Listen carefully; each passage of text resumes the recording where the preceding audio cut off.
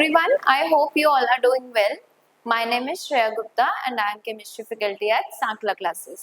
तो बच्चे so far we have discussed about dual nature of electromagnetic radiation. हम कर क्या रहे थे, हम रदरफोर्ड और बोहर्स मॉडल के बीच में एक ब्रिज बनाने की कोशिश कर रहे हैं कि जो रदरफोर्ड की लिमिटेशंस थी, बोहर मॉडल ने उसको कैसे ओवरकम किया और इसके बीच में बोहर मॉडल को कौन सी ऐसी डेवलपमेंट्स थी जिन्होंने हेल्प किया, जिसमें पहली डेवलपमेंट थी dual nature of electromagnetic radiation, that electromagnetic radiation possess both particle and wave nature.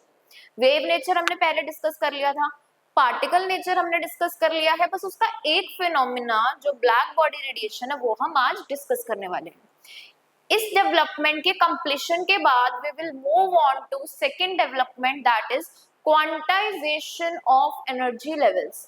क्या होता है क्वांटाइजेशन, आज हम इस लेक्चर में जानेंगे, बट सबसे पहले हमें डिस्कस क्या करना है कि इलेक्ट्रोमैग्नेटिक रेडिएशंस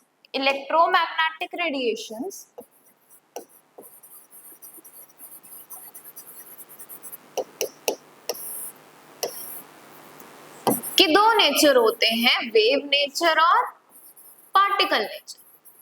वेव नेचर को हमने डिस्कस किया था by the two phenomenas interference and diffraction. Particle nature was discussed by photoelectric effect,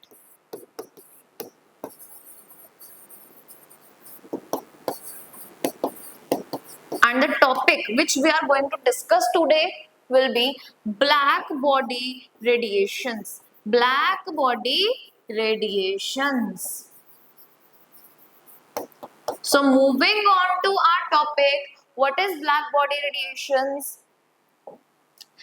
Black body, अच्छा सबने ये तो सुना होगा कि गर्मियां हैं, काले कपड़े मत पहन के निकलो या डार्क कलर के क्लोथ्स नहीं पहनने चाहिए, थोड़े समरी क्लोथ्स पहनने चाहिए, यानी कि cool colours, light colours, light blue, white, ऐसे कलर्स पहनने चाहिए, ठीक है। अच्छा, इसके पीछे एक साइंटिफिक रीजन है।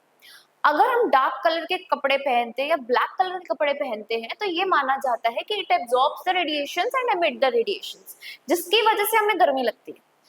Same as that black body radiations में जो ब्लैक बॉडी है, it is the perfect emitter and absorber of all the radiations.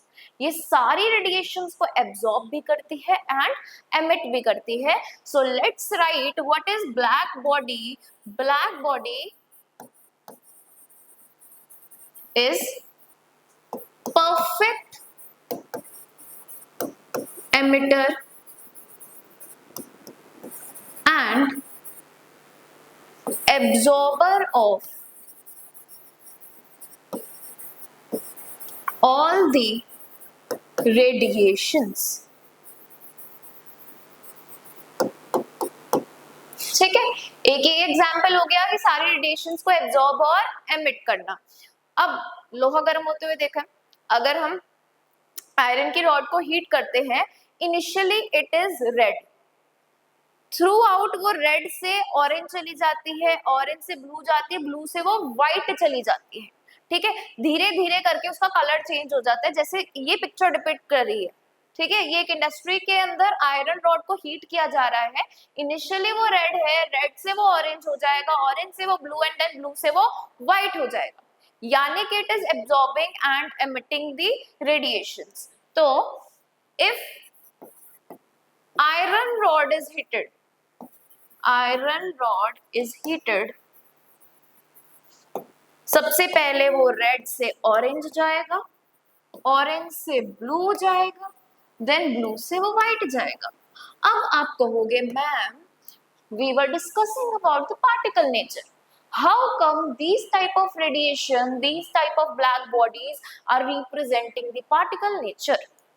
अब बेटा वेव नेचर क्या कहता है कि जो भी आपकी रेडिएशंस होती हैं वो कॉन्टिन्यूअस होती हैं, बट ब्लैक बॉडी तो कुछ और ही कह रही है, ब्लैक बॉडी इनिशियली तो रेड कलर एमिट कर रही है, टेम्परेचर बढ़ाया तो ऑरेंज हो गया, फिर ब्लू हो गया, फिर व्हाइट हो गया, ये तो डिफरेंट डिफरेंट वेवलेंथ्स हो गई, डिफरेंट डिफरेंट फ्रीक्वेंसीज हो गई, that means this is representing discontinuous nature and discontinuous nature is characteristic of particle nature.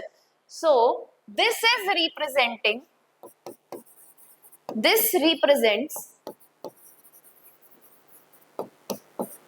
particle nature due to discontinuity.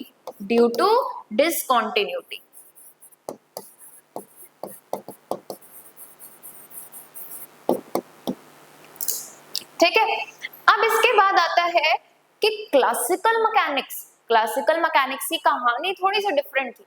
Classical mechanics ये कहता था कि अगर आप इंटेंसिटी बढ़ाना चाहते हैं तो आप एनर्जी बढ़ाइए, आप टेम्परेचर बढ़ाइए, यानी कि उसके अकॉर्डिंगली अगर आप टेम्परेचर बढ़ाते हैं तो जो लोहा है जो रेड कलर का है उसको और इंटेंस हो जाना चाहिए, यानी कि energy and intensity are related to each other, but this phenomena was contrary to classical mechanics. क्यों?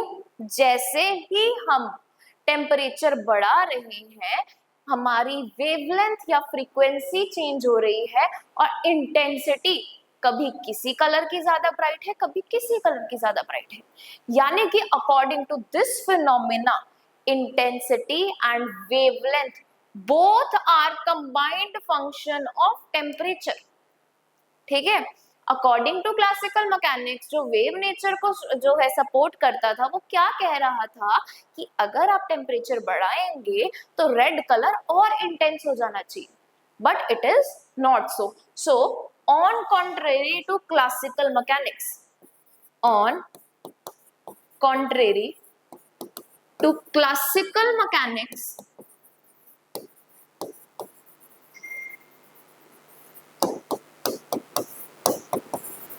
intensity and wavelength are function of temperature. अब इसको कुछ इस तरीके से समझते हैं कि ये ग्राफ जैसे हमें डिपिक्ट कर रहा है, यहाँ पर आपको अगर विजिबल नहीं है मैं इसको बता रही हूँ, यहाँ पर मेंशन किया गया है 7000 केल्विन, यहाँ मेंशन किया गया है 6000 केल्विन, यहाँ मेंशन किया गया 5000, 4000 एंड 3000. ठीक है, अगर मैं हर कर्व के लिए देखूं ये हमारी इंटेंसिटी है और ये हमारी वेवलेंथ है. सबसे हाईएस्ट टेम्परेचर जिस वेवलेंथ के लिए है वो एक शॉर्टर वेवलेंथ है. शॉर्टर वेवलेंथ यानी कि जिसकी हाई एनर्जी है. ठीक है, यानी कि इंटेंसिटी टेम्परेचर के साथ जब जब बढ़ती है तो वो किसके लिए बढ़ रही है? शॉर्टर वेवलेंथ के लिए बढ़ रही है. मतलब अगर मैं लोहे को हीट कर रही हूँ, टेम्परेचर कम है तो कम ज्यादा वेवलेंथ वाली रेडिएशन जो होगी वो आपकी ज्यादा ब्राइट होगी. जैसे ही मैं टेम्परेचर को बढ़ाऊंगी रेड से ऑरेंज हो जाएगा, तो रेड थोड़ा डल होगा बट ऑरेंज थोड़ा ब्राइट हो जाएगा जिसकी वेवलेंथ क्या है? लोअर. ठीक है, टेम्परेचर और बढ़ाया, रेड के बाद ऑरेंज आया, ऑरेंज के बाद ब्लू आया, ब्लू वो है जिसकी वेवलेंथ इन दोनों से अगेन कम है बट एनर्जी ज्यादा है. नाउ इंक्रीज द टेम्परेचर पे उस ब्लू कलर की इंटेंसिटी सबसे ज्यादा होगी, और हिट करूंगी ब्लू के बाद व्हाइट आएगा, उस हायर टेम्परेचर पे व्हाइट कलर की इंटेंसिटी और भी ज्यादा होगी. यानी कि टेम्परेचर के साथ साथ इंटेंसिटी और वेवलेंथ दोनों रिलेटेड है. ठीक है, यानी कि फॉर इंक्रीज्ड टेम्परेचर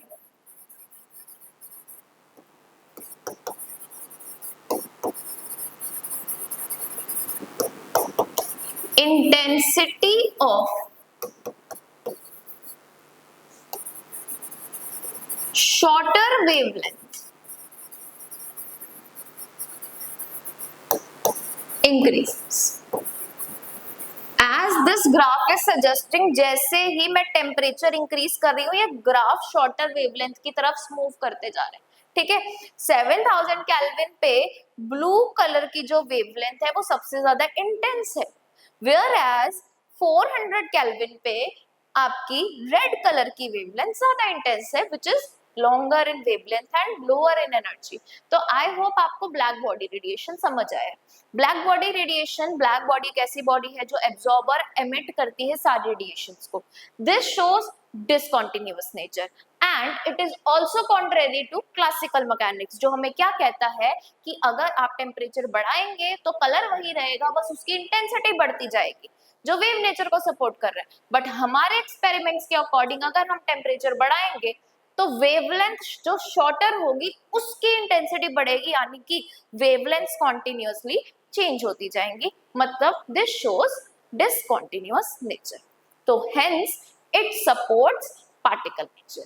सो यहां तक हमारे डुअल नेचर हो गया है डिस्कस, वेव नेचर, इंटरफेरेंस और डायफ्रेक्शन।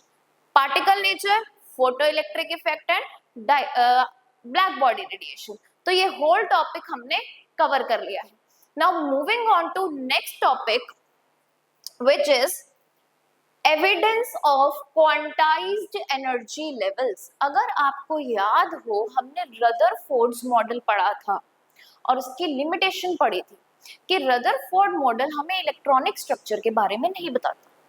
तो कहीं ना कहीं ये जो क्वांटाइज्ड एनर्जी लेवल्स का टॉपिक था, इसने हमें हेल्प किया इलेक्ट्रॉनिक स्ट्रक्चर को डिसाइड करने के लिए।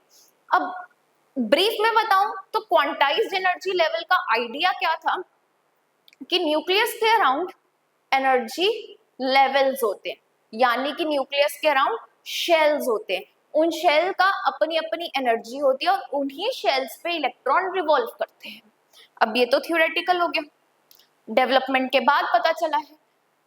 कैसे पता चला, आज हम वो डिस्कस करने वाले हैं। कौन से ऐसे फिनोमिना थे जो हमें इस रिजल्ट तक लेके आए कि न्यूक्लियस के around different different energy shells होते हैं। तो सबसे पहले बात कर लेते हैं स्पेक्ट्रम की। Now what is spectrum? Spectrum is basically range of wavelengths of और frequency of all the radiations. जितनी भी आपकी रेडिएशंस है जो विजिबल रीजन में फॉल करती हैं, जैसे विबग्योर हो गया, रेनबो के कलर्स होते हैं, ठीक है, वो सारी रेडिएशंस आपकी किस में फॉल करती है? विजिबल रीजन में। उन सब का डिक्रीजिंग या इंक्रीजिंग ऑर्डर में एक पैटर्न, उसको क्या बोलेंगे हम? Spectrum. So spectrum is range of radiations of all wavelengths and frequency। वैसे तो इसमें सारी ही रेडिएशंस फॉल करेंगी, बट हम इसके अंदर विजिबल रीजन को जो है स्टडी करने वाले हैं। Now spectrum can be further of two types. कौन सी दो टाइप्स? एक होगा कॉन्टिन्यूअस स्पेक्ट्रम और एक हो जाएगा discontinuous spectrum. Now continuous as the word suggest, मतलब कॉन्टिन्यूटी होगी, उसमें गैप्स नहीं होंगे। आपने रेनबो देखा है, रेनबो के अंदर क्या होता है? सारे कलर्स एक दूसरे में मर्ज्ड होते हैं। VIBGYOR, violet, indigo, blue, green, yellow, orange, red, क्या आपको कभी उसमें गैप देखने के मिलते हैं? तो उनमें गैप्स नहीं होते, that means they are continuous. So continuous spectra are just like that, जिनके अंदर कोई भी गैप्स नहीं होंगे। इंक्रीजिंग या डिक्रीजिंग ऑर्डर में आपकी क्या होंगी? वेवलेंथ्स होगी। So no gaps between different radiations. Example rainbow. या मैं ब्लैक बॉडी की बात करूं, ब्लैक बॉडी भी क्या होती है? जो सारी रेडिएशंस को एब्जॉर्ब करेगी, सभी को एमिट करेगी। तो जब वो सभी को एमिट करेगी, उससे जो स्पेक्ट्रम बनेगा that will be continuous. So I can also write it as black body spectrum. Now if I talk about discontinuous, अब इस पे थोड़ी सी हमें चर्चा करनी पड़ेगी। डिसकंटिन्यूअस को फर्दर दो में और डिवाइड किया जाता है, absorption spectrum, absorption spectrum and emission spectrum.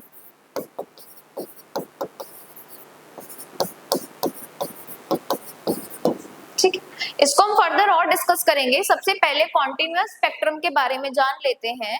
So as this picture depicts, आपने व्हाइट लाइट के सोर्स से व्हाइट लाइट को पास किया through a prism, it splits into 7 colours. ठीक है, according to its wavelength.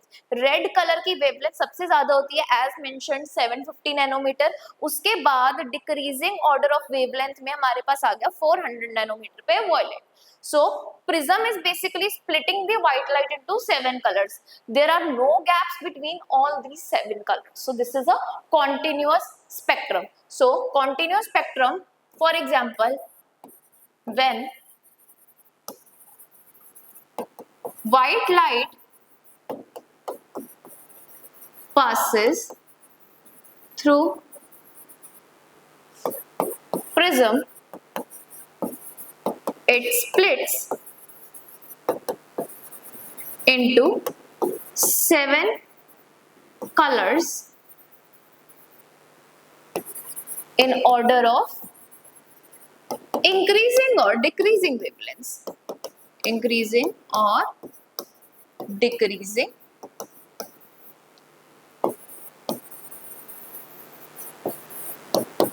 wavelengths।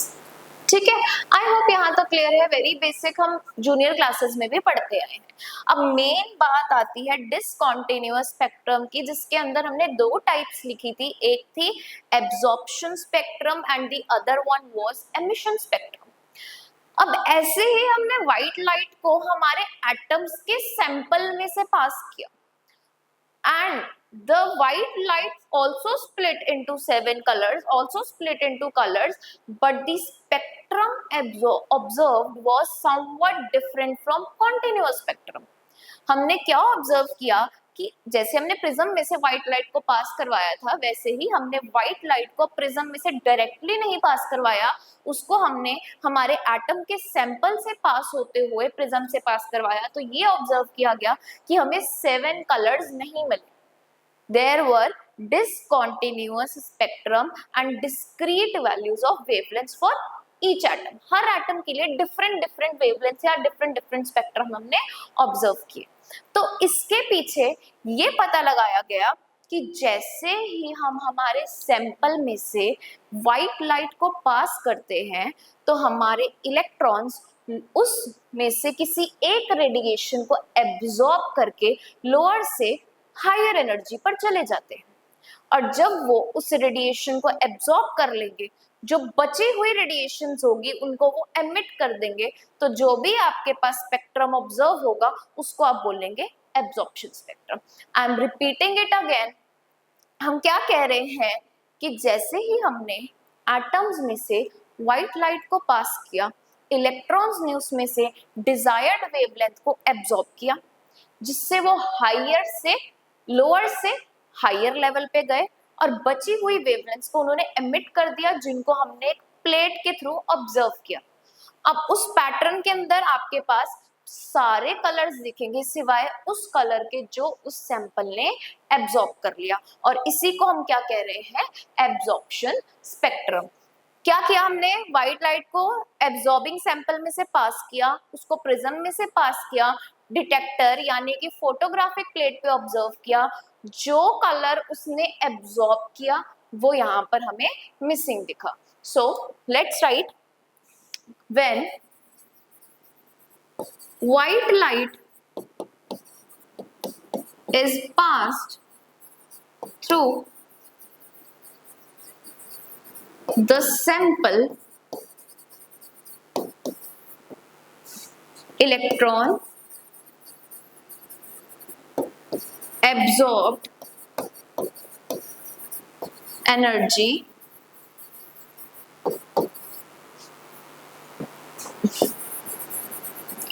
to jump from lower level to higher level. अच्छा, lower level higher level इसका तो पता ही नहीं था, बट ये एक अंदाजा लगाया गया कि अगर एक इलेक्ट्रॉन ने एनर्जी को एब्जॉर्ब किया है तो कहीं ना कहीं वो एक जगह से दूसरी जगह मूव हुआ होगा। तो यहाँ से आइडिया आया कि कुछ लेवल्स प्रेजेंट होते हैं। So jump from lower level to higher level and emits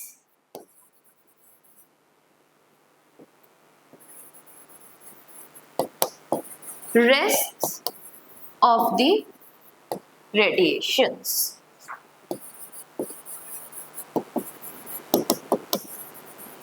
which are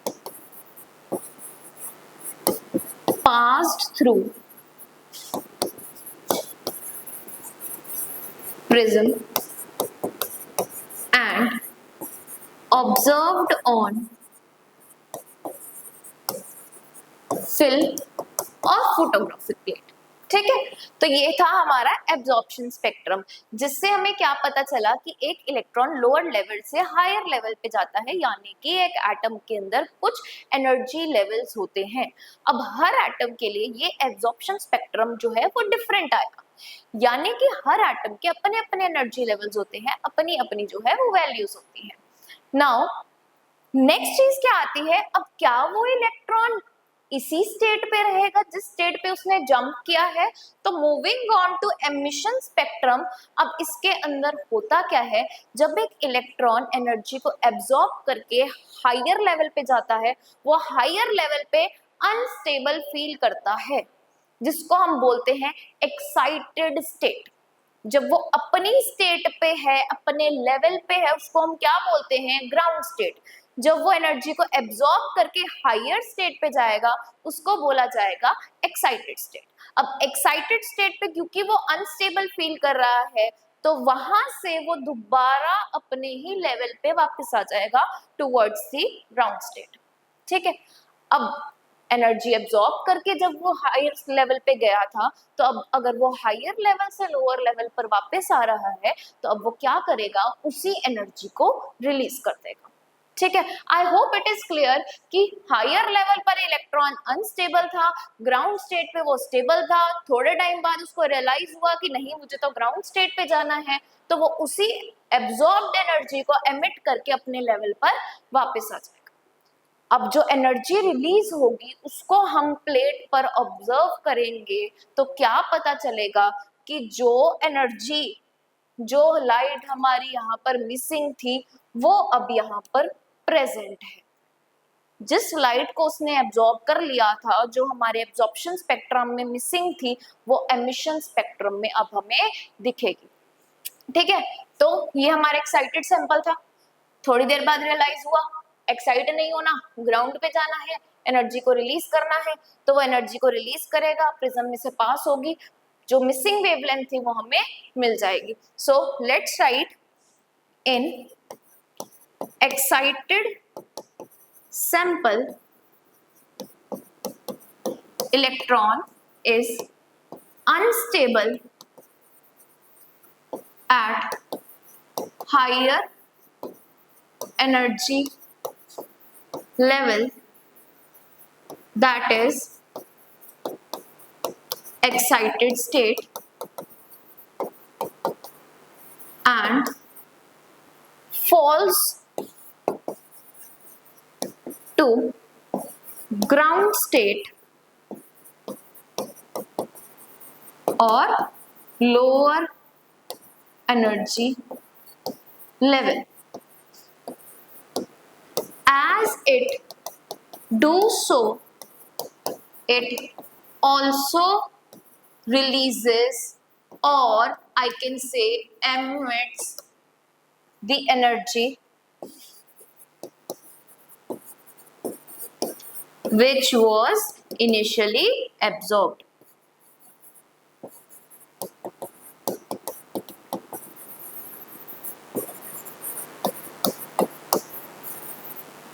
ठीक है, तो यहाँ से हमें क्या पता चल जाएगा कि उसने कौन सी रेडिएशन को एब्जॉर्ब किया था। अब एक बात ध्यान में रखने वाली है कि absorption spectrum is negative of emission spectrum, यानी कि जो कलर आपको वहां नहीं दिखेगा वो आपको एमिशन स्पेक्ट्रम में दिखेगा। तो लिख लेते हैं एमिशन स्पेक्ट्रम या एब्जॉर्प्शन स्पेक्ट्रम